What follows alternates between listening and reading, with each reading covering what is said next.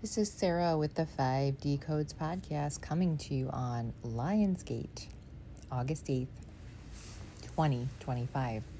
What a powerful portal. And I'm going to dive into what is this whole portal thing that we're talking about on the ascension journey.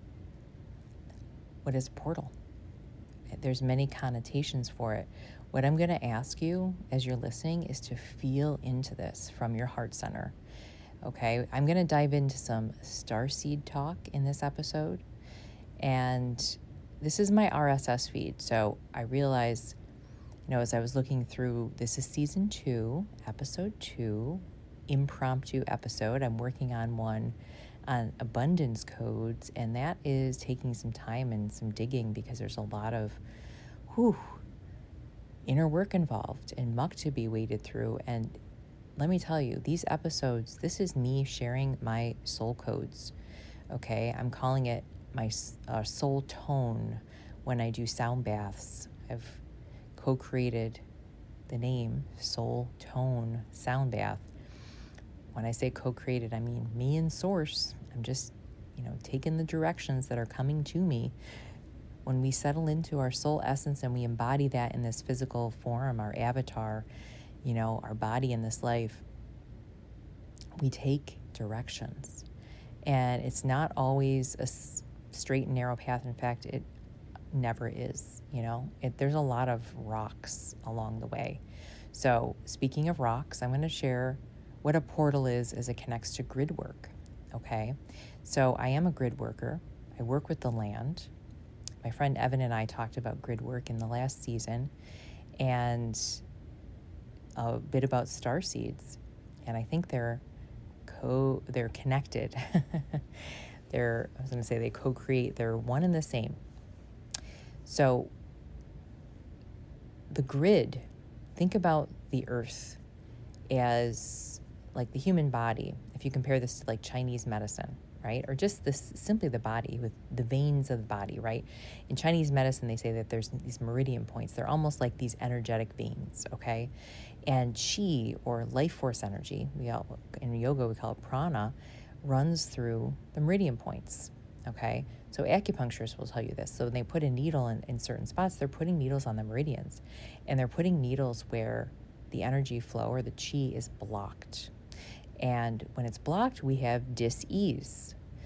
There is perhaps pain or tension in the area. Things are not functioning appropriately, right? Right now, my left leg is swollen a bit. I'm recovering from a Lyme disease diagnosis. And this, for me, is ascension symptoms through and through.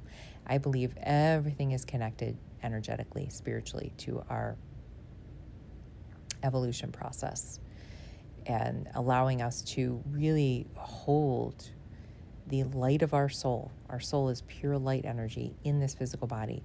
This physical form is dense, right? The earthly realm is a dense realm. We have to clear a lot of crap to get there. And in the process, there's going to be dis-ease that arises to the surface. Many people talk about these ascension symptoms, right? So when these energy centers are blocked in the body, an acupuncturist would put a needle there, right? A massage therapist would put their hands there. A Reiki practitioner would offer energy there. Let their hands hover, above or below the body. And I'm a Reiki master, so that's, I've done this many times, and sometimes your hands go into different spots. Like you feel a block in somebody's heart chakra, but you're drawn to work on their knees because there's a connection. It's the same with the earth, okay? So grid workers work with essentially the veins, right, or the meridian points on the earth. The earth is a sacred grid. It's like one big sacred geometry symbol, right? And there are spots around the earth. Think Stonehenge, think Mount Shasta, think Mount Fuji, Great Pyramids, that are energy hubs that they say connect to these chakras, or these energy centers that we have along the spine. Well, the earth has them too. So there are some points, and I can speak to Mount Shasta because I've been there 3 times and have a very strong connection to it with Lemurian Pleiadian roots, that just hold a stronger current. But that doesn't mean that where you are in the world is not powerful. In fact, most likely, if you're listening to this, you're a starseed and a grid worker, this episode in particular. Where you have been placed is very specific. Source has a plan, okay? So every starseed, this is why so many of us have felt so lonely for so long, is placed around the globe in a certain spot. You chose your birthplace, right? Your astrology chart will tell you more for a reason. You can also look up your astrocartography chart. Like, there are wonderful sites, like you can do free charts on astro.com, astro.com.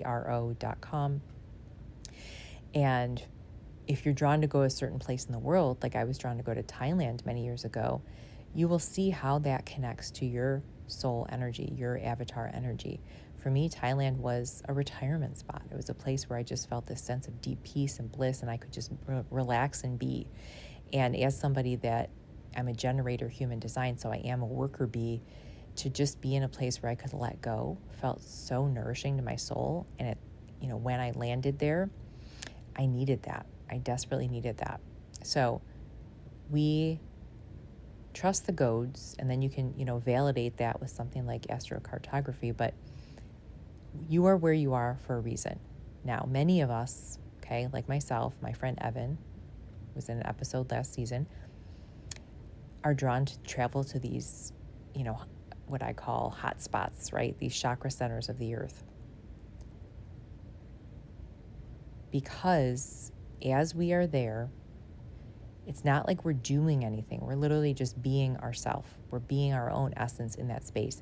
And in so doing, we are sharing our energy with the land as the land shares energy with us. And this happens to me. I'm a grid worker house sitter. As I'm house sitting, I'm recording this right now, actually lying on a couch bed in a house that my daughter and I are cat sitting at. I know every time Spirit calls me to house sit, this was a friend of a friend referral, I am there for a reason. And I do paid house sits, and I do, free ones on trusted house sitters when I travel. And while I was at this house sit today, no coincidences, I was looking up, house sits in California where I'll be teaching a workshop in a month or two. And this house sit popped up in my search, and it wasn't a place that I planned to go, and I just felt drawn to apply. And lo and behold, as I'm sitting and meditating and feeling into a home that matches my soul essence, this person messaged me, like literally as I'm meditating. Because I know for myself, I feel like I have done my work. I have done all I can do in my hometown, where I am right now. And I have been in the home that I'm in, this apartment that I'm living in now, which is in a house owned by a friend. Not once, not twice, not thrice, but 4 freaking times. And every time I have been in this house, I have had awakenings, epiphanies, and I've been going through major transition, major upgrades, really. As I was sitting in the yard, meditating on this beautiful portal that it is today, and now it's, when I say portal, it's a strong energy hub. It's a strong gateway, okay, land's gateway. Days like today, the 8/8, are gateways to step deeper into your divine embodiment. It's not so much about doing as it is about being, especially now that we're in age of Aquarius. It's the age of the divine feminine. We are in full yin mode. Yin embodies the energy of surrender. I'm weaving in a lot of my soul codes, a lot of my soul essence, a lot of the so-called work that I've done on this planet in this lifetime. I went from being a yin yoga teacher and a Reiki master, and I still teach Reiki, as I'm called, and I will be in Grants Pass, Oregon next month. But I'm constantly shifting my trajectory, right? Somehow, as I became a therapist, moving into the feelings realm, that shifted my trajectory into working more with animals. Naturally, we started to get asked to pet sit, my daughter and I, for friends and family. And I noticed every time we spent time in a new home, right?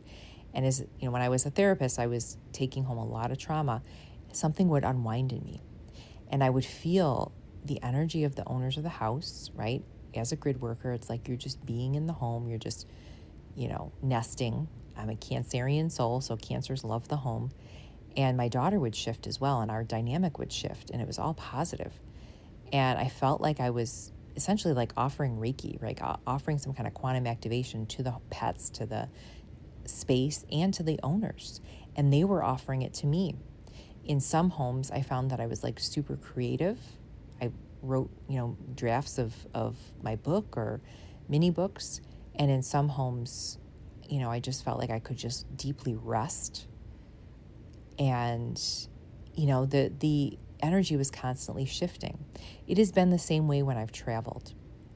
And it has helped my soul unwind itself from the programs that the Matrix embedded in me. And one of them was, pushing myself into these 9-to-5 jobs. So when I was a therapist and worked in an agency, right, it was house sitting. I think I was house sitting for my aunt at the time, that helped me to realize this was not the divine path for me. I remember unrolling her yoga mat in the living room one day, my aunt's, and practicing yoga and doing this sequence that I had never done in my own house. Again, the energy just allowed me to open up to this there. It was the moon. I remember it was a moon sequence. So it was like a nighttime flow.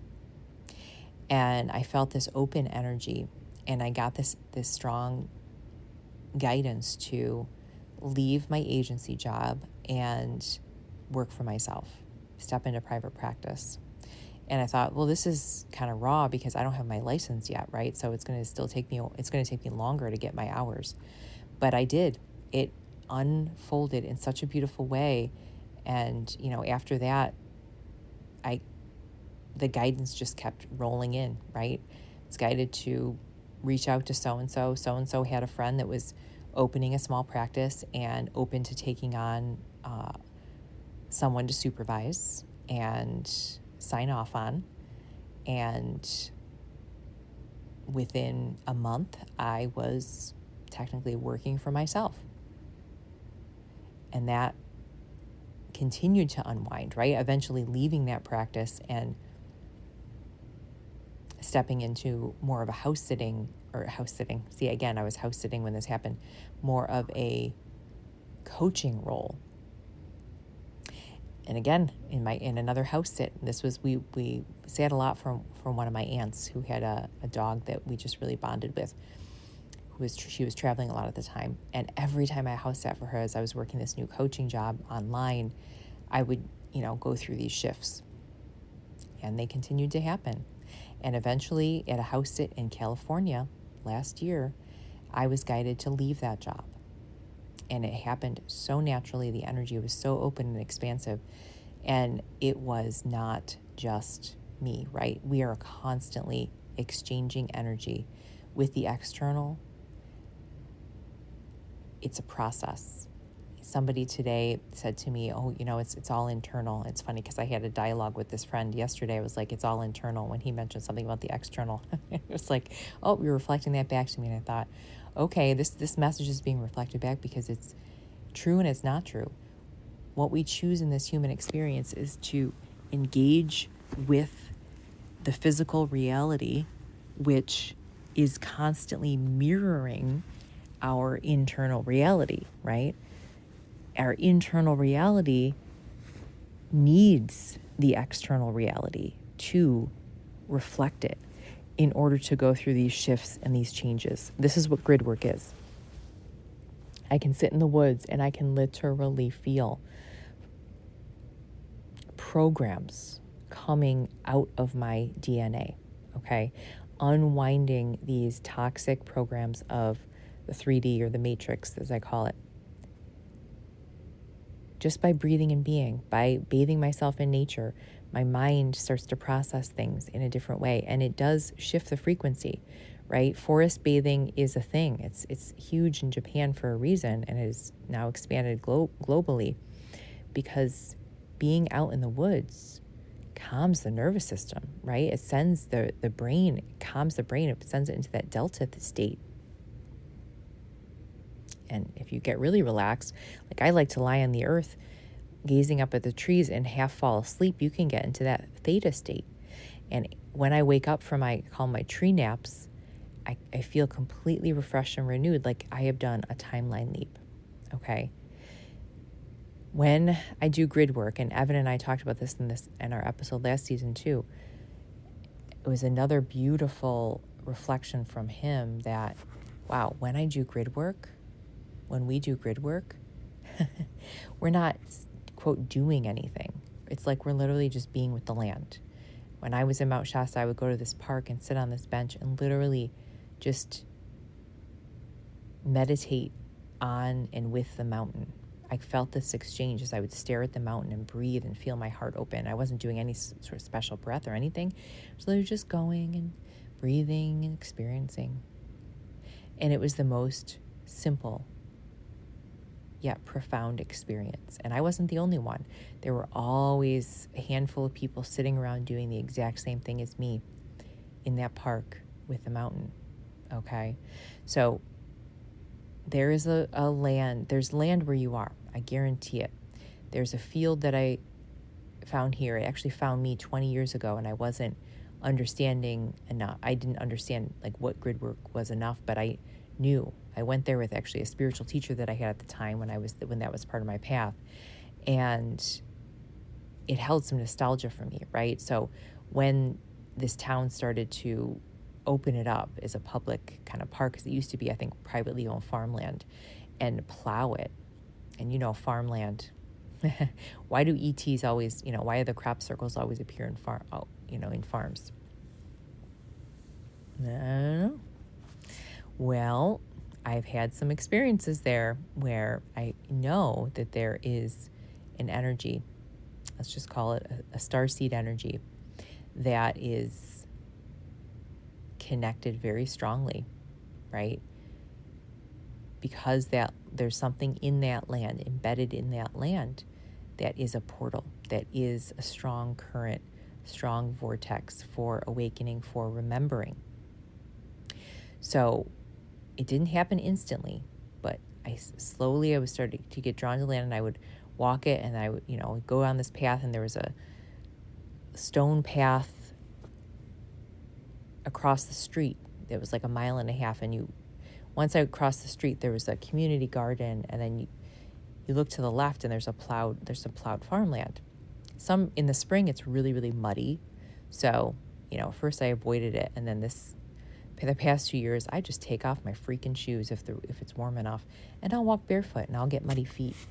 But I'm going to walk that land, because I realized as I started walking it, magic happened. My soul unwound itself, and it literally felt like I was not going just to delta, but theta state while I was walking. And recently I found a tree, because the sun codes have been very strong, right? The sun is shining brighter and brighter. It's like feels double as bright as last year. And last summer I was in Alaska. It's brighter than it was in Alaska in upstate New York. That says something. And I laid down under this tree that had the one shady spot right in the afternoon. And that's, I started taking these tree naps. Maybe just dozing off for 20 minutes, right? And then feeling this sense of renewed energy as I woke up. I don't go with an expectation. I go because it's a calling, right? And it resets me. Because our culture, right, the programs run so deep that it can throw one off, that it can definitely distract and deter, and it's meant to do that. It's designed to distract and deter you from diving inward. So here's my code, if you will. The external can be a distraction, right? Or it can be an initiation. It can be a portal. So grid workers know how to make the external a portal. And you can do this with any land, anywhere with intention. But certain pieces of land are more powerful. I'm going to emphasize that. Certain pieces of land you will find are more powerful for you. okay? And you might, and I've told other people about this land. I've just dropped the hint, they'll find their way there. And if that is meant to activate them, they will go, right? If it's not, they're going to bypass it, right? I have made, the backyard, this house that I've lived in 4 times. This is the final time I finally found the oasis, the trees surrounding the parking lot in the backyard. There's this little grassy patch, and there's a homestead right behind it. And next door, these people have almost, it's like half an acre or something in the city, which is really uncommon. So it's a beautiful thing. So I get the benefit of that. And again, my soul has been able to, one of my codes is being able to, make lemonade out of, lemons, really, really sour lemons, being able to find that heaven on earth wherever I am, right? I am the kind of person that will find the piece of grass in the parking lot and meditate on it, We can find it. We know how to seek it out. In fact, we don't have to. It seeks us out. It calls us home. The last 3 times I lived in this home, I was in a different apartment. And in that apartment, even though it was smaller than the apartment I have now and kind of cramped at times, there was a beautiful tree in front of the kitchen window, and tons of birds would come. We had bird feeders, or my friend had put a couple bird feeders in front of the tree. And I mean, amazing birds would come. And I'm on a busy city street. One day a hawk came as I was sitting there actually meditating on my dad and his favorite bird. He passed in 2021, but he was very connected to hawks. So when that hawk appeared and sat in the tree and looked at me, literally, didn't even take the seed. I don't think they like seed anyway. I immediately was like, okay, Dad. When stuff like that happens, okay, that's portal vibes, all right? There's a magic energy. So portals are a gateway to our cosmic essence. Portals are a gateway to who we are as a divine spark of source energy having a human experience.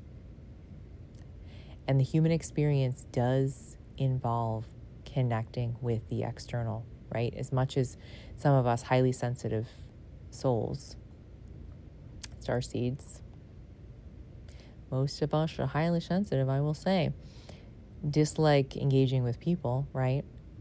It's part of our learning ground, if you will. People are portals too. I'm going to emphasize that again. People are portals too. And as we activate, as I embody my soul essence more, right? Meaning I'm open to following the guidance, continuing to ask source, where am I to go next? And I can't make mistakes because if, let's say a house sit isn't supposed to align, it won't. It's not going to work out, right? If, a commitment that I have isn't meant to align, it's not my highest timeline, it's not going to happen, right? And I've had shifts and changes happen last minute, last second. That house sit, the house where I ended up quitting my matrix job last year, came to me last minute, and I wasn't even planning on staying in California. I was supposed to leave, in fact. And something in me said, no, try one more time, one more house sit. I looked on the Trusted House Sitters app, and this house had popped up. Beautiful house in Auburn, California. It was, I would call it a mansion, owned by these builders. Most beautiful house sit experience I'd had. They were such kind, loving people. They actually let me stay with them 2 days early because I had a lapse in between. And I couldn't have asked for a more divinely planned trip, if you will. And I was able to go and visit Mount Shasta after as well, which happened in a beautifully magic way. When portals call you, like Mount Shasta called me, it will happen. Okay? Things will come together for you in a way that you didn't expect. Doesn't mean, little sacrifices don't have to be made or little bumps don't happen along the way, right? And I did, I had to rent a car. I had to let go of, oh, how am I going to pay for this or that? I just quit my job. It's like, this is so important. This is something I have to do. And the universe will comply. It will reward you for making those decisions. And I've seen this time and time again. There is a constant trust fall when it comes to this stuff, right? And there's so many good memes and reels out there, social media and YouTube, whatnot, talking about, the comedy of the spiritual journey. Ultimately, it's everything, right? It's comedy, it's tragedy, it's celebration, it's horror, and it's none of those things at the same time, right? We kind of take it to that 0 point. Do I need to travel anywhere? Well, no, because I'm already there. The eternal now reminds me that I'm already there. I am already exactly where I need to be. My divine essence can never be bought and sold. My soul can never be truly hurt. And I know that that's a big, truth bomb to drop for those that are really into the duality and light and dark, right? Even the satanic stuff. Can you really sell your soul? Well, if you embody the light of who you are, A, you wouldn't want to, and B, no. When you claim your sovereignty, that's it. You see clearly. You see clearly.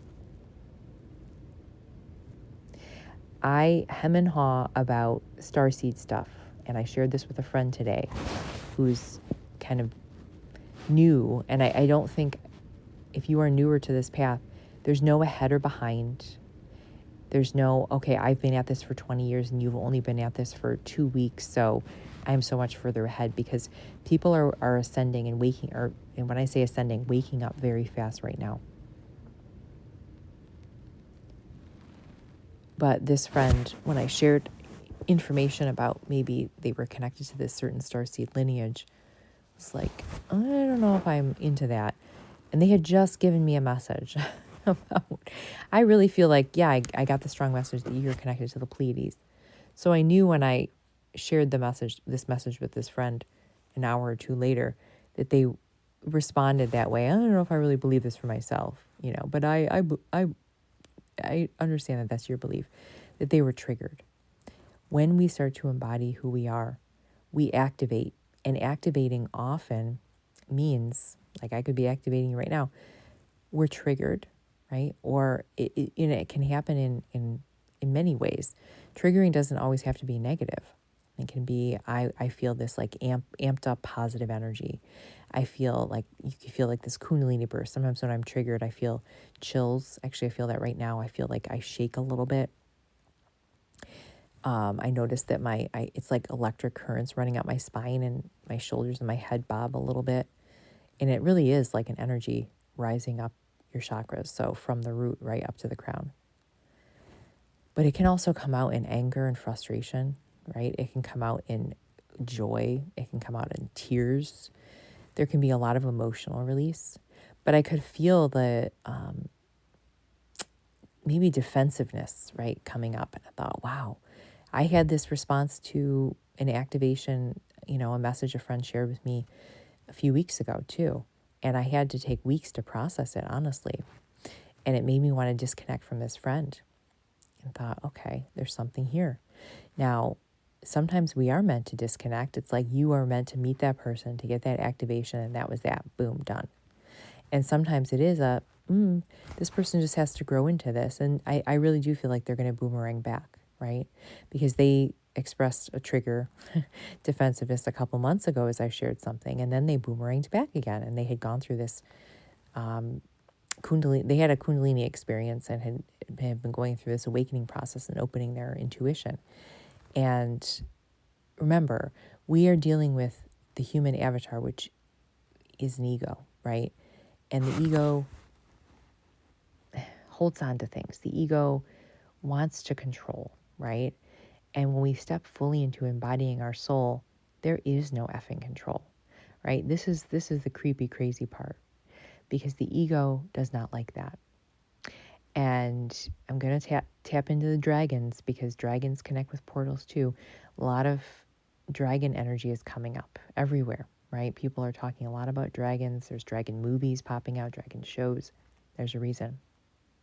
Mount Shasta connected to Black Butte Mountains, these two really pointy peaks said to be in the shape of a sleeping dragon. If you look at the mountain, and then, or not, kind of like a lounging dragon, I would say.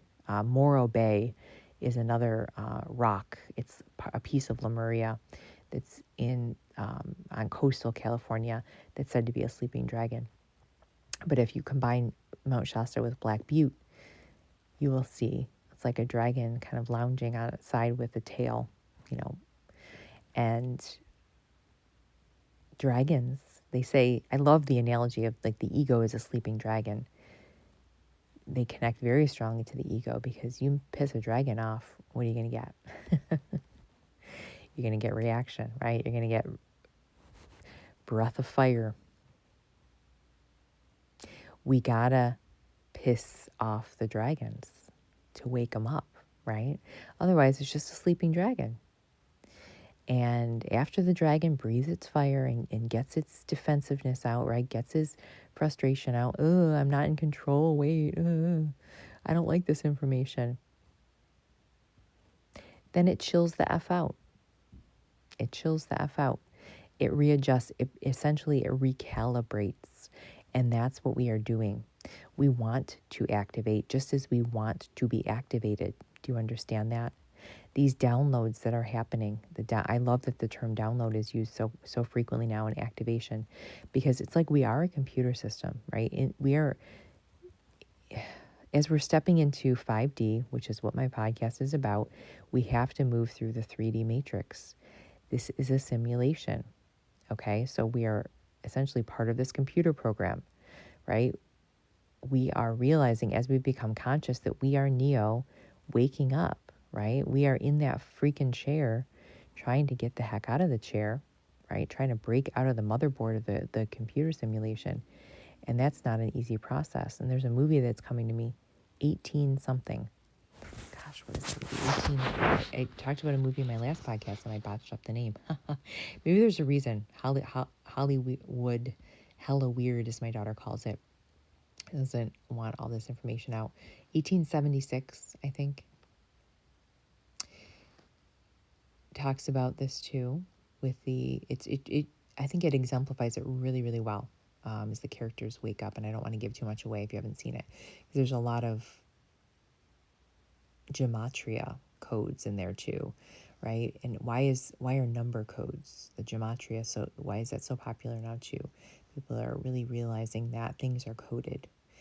There's a lot of word codes, right? Even in the Bible, in all these ancient scriptures. Simulation, angel numbers, codes.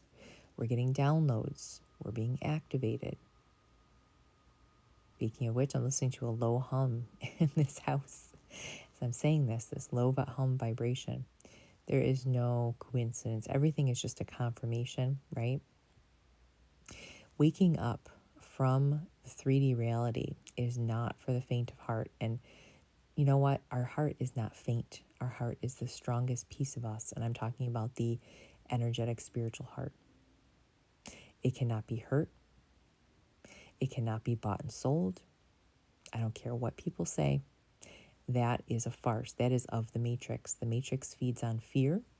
It feeds on, right, good and bad. It feeds on, the devil and hell, and, there's, you're going to go to heaven or hell, right? It's the devil, or God, or, the choir of angels. We are so much deeper than that. It is so beyond that. It is so beyond Star Wars and Harry Potter, Lord of the Rings, right? All those great dark to light stories. It is 0 point. The only way we find 0 point is by moving through everything else, all the chaos of the ego avatar. which, it's like this is our video game. We are our own video game to overcome, if you will, right? It's not about Mario saving the princess in the tower. The princess in the tower is you, just as Mario is you, right? But you have to go through the game that you've created to so-called win. And the winning, it's not like you're getting to the top of the mountain. Because if you go up, you must come down, right? It's something much more simple, something you don't even need words for. And that's why Gridwork is so powerful, because there are no words needed. To be in a space and just breathe, and to sleep in this space, I'm exchanging energy. To sit on a bench and look at a mountain and breathe and feel and experience, feel the heart opening. I'm giving that mountain a gift of appreciation as the mountain's giving me a gift of appreciation, right? By breathing and being in this home that I'm in now, I'm giving it a gift of connection. We're watching a cat, right? We're giving this cat the gift of our presence. I'm giving this kitchen the gift of my presence and love as I cook and then clean it, right? And this is what we do in our relationships. We give the portals of our relationships our presence. I'm giving my friends, right? My lover, my partner, my children, the presence of being with them, cooking for them, cleaning, laughing, crying, sometimes fighting, sometimes just watching a movie and experiencing side by side something together. It's not complicated. Well, who complicates it? The ego avatar, aka the matrix. The fear and love duality is a game, right? The fact that a part of you is lost and was taken and is thrown in the tower and needs to be rescued is a game. If there's a victim, there's a victimizer. What if, again, there is none of that? Going back to 0 point. But we can't find that until we win the game, until we experience it all. And I think the Buddha's journey is a great example here. The story Siddhartha talked about that back in the day in my college years. And, again, college is a game. I don't think it's a game we really have to play anymore, in my opinion. But I was an English major, and I loved to read for the most part. And I loved the book Siddhartha. I took Asian literature and psychology class, and I think I read it twice. But, Buddha experiences everything, right? He starts out as a prince. It's like, I want to experience life outside the castle. And he tries just about every role he can in life. And that's what we're doing. It's like we have to go through all the drama, right? We have to have the ups and we have to have the downs. You have relationships, you lose relationships. You have money, you lose money. Try everything. Try as much as possible. And then in the end, he chooses simplicity. He chooses to be a boatman. He chooses to basically almost like be a taxi ferryman, but he's like a taxi driver, right? He's pedaling this ferry across the river, bringing people back and forth, and that's enough. And he feels such deep peace doing it. And I know when I left my matrix job, I was on unemployment for almost a year. It's like, I don't know where to go from here. I just kept calling out to spirit, and I was able to travel some in that process, right? And do my house sits so that I could be other places and exchange energy with the land, do that grid work, and with the people that I met, right? People, animals, the land, all portals, all beautiful opportunities for experiencing different aspects of who we are, clearing away the cobwebs of what is not real and showing us what is, right?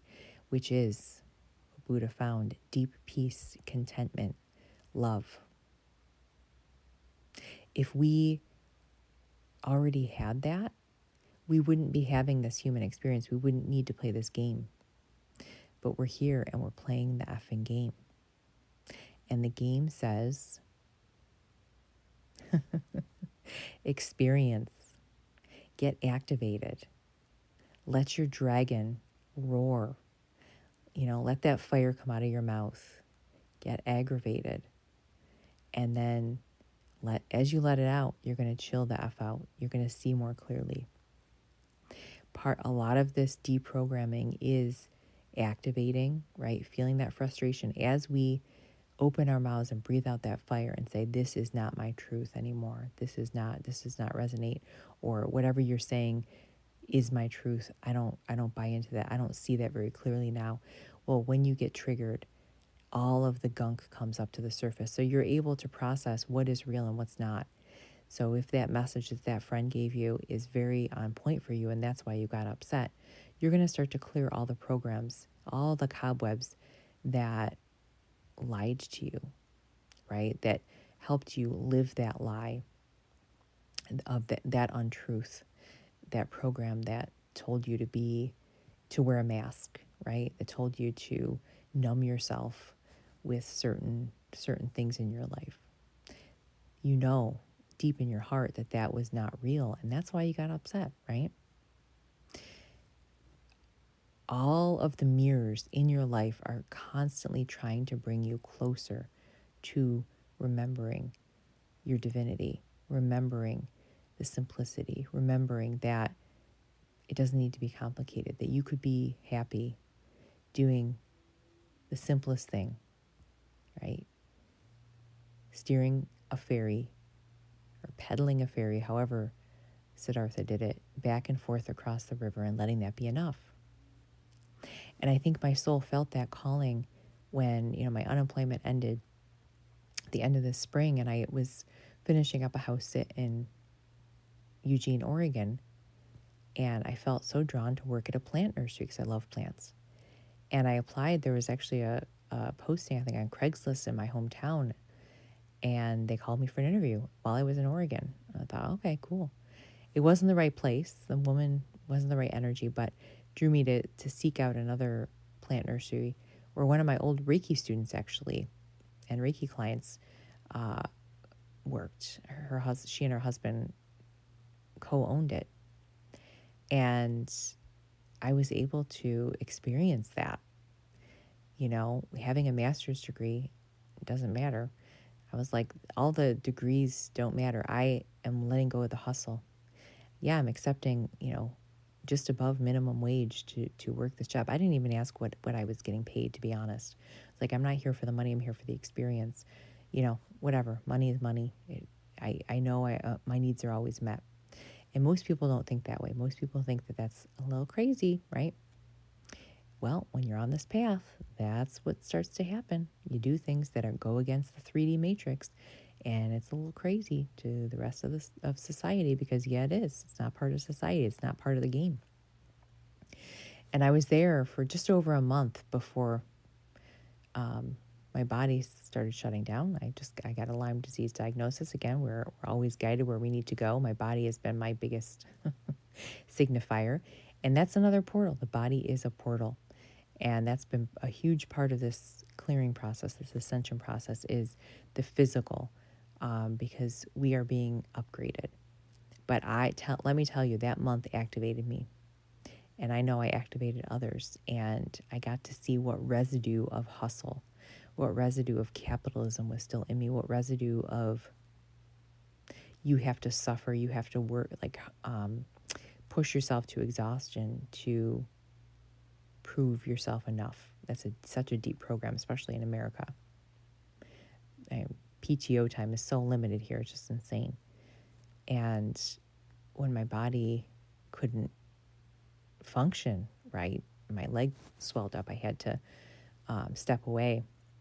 There was no time off. It was, a small family-run business.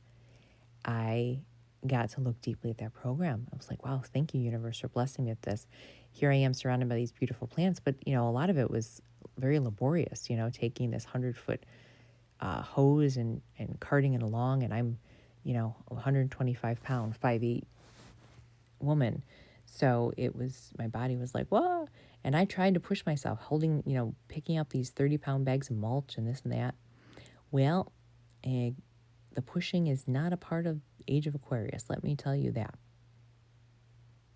But I got to experience it, right? Like Siddhartha experiences his things from, well, he who went from rags to riches, right? And he tried his hand at gambling and prostitutes, and then found meditation under a tree. I think he became a sheep herder at one point. Well, it was in that meditation that it hit him. Under a tree. When I lie down under this tree, trees are very powerful awakeners, very powerful portals. They love to be hugged too. I can tell you, and they are the lungs of the earth, right? Lying under this tree when I do my tree naps, I have felt both that sense of rooting, as if I'm, lying just above the tree roots, and expansion, right? Just like our energy centers in the body, as above, so below. That sense of non-duality speaks so powerfully through just the breeze rustling through the leaves, through the birds popping in and out of the tree, through the feeling of, the bumpy roots underneath my spine. It is a soft, wordless speech. It is a soft, wordless melody that reminds us we are home. We're home. I mean, really, you don't have to go through this long, lengthy process. And yet, you do, right? Yet, your Mario needs to save your princess. You need to save you. And only you can save you. And that's the enlightenment journey. That's the journey of claiming what we call your sovereignty, right? And I say we because we're together as a network. We are the grid, and we're waking each other up, and we're drawn to share in the way that we are guided to, based on our unique soul essence, our unique soul tone. And my soul loves to communicate, whether it's writing or speaking or just meditating with the land. That is one of the most profound communication forms that I found. So, my friend, you did not find this podcast by accident. And I hope that my meanderings have taken you exactly where you've needed to go in your heart portal. Because ultimately, you are the portal. You are the gateway. You are the key to your own inner freedom. When you say, I'm ready, I know that I am the way there.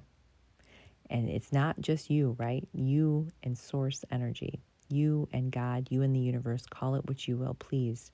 And I know you are developing that connection with that essence inside of you. Because as you embody yourself fully, meaning allowing the full expression of your energy, your essence, your tone to expand in your physical avatar, that does mean you're going to wake the dragon, right? That does mean your ego is going to rev up now and again until it won't,